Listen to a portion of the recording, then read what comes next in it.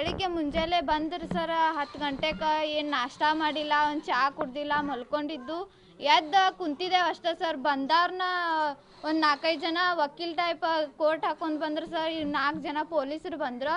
ಆಮೇಲೆ ಬಾಕಿದವ್ರು ಬ್ಯಾಂಕ್ನವ್ರು ಯಾರ್ಯಾರ ಒಂದು 5-6 ಜನ ಸರ್, ಒಂದು 10 ಜನ ಇರ್ಬೋದು ಸರ್. ಅವರೆಲ್ಲರೂ ಕೂಡಿ ಬಂದವ್ರನ್ನ ನಮ್ಗೆ ಟೈಮಿಂಗ್ ಸಕಟ್ ಕೊಡಾಕಿಲ್ಲ ಸರ್.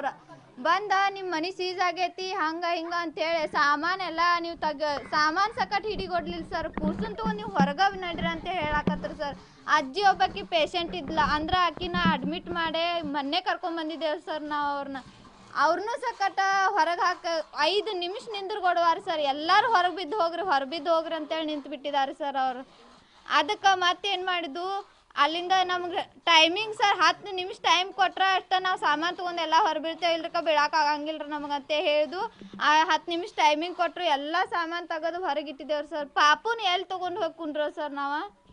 ಈ ಥರ ಚಾವಿ ಹಾಕೊಂಡು ಹೋದ್ರೆ ಪಾಪುನ ತೊಗೊಂಡು ಎಲ್ಲಿ ಹೋಗಿ ಕುಂಡ್ರೋದು? ಮಲಿ ಹಾಲು ಎಲ್ಲಿ ಕುಡ್ಸೋದು ಸರ್? ಅದು ಪಾಪುಗೆ ಇದ್ದಿದ್ದು ಡಾಕ್ಯುಮೆಂಟ್ಸ್ ಪಾಪುಗೆ 8 ತಿಂಗಳದಾಗ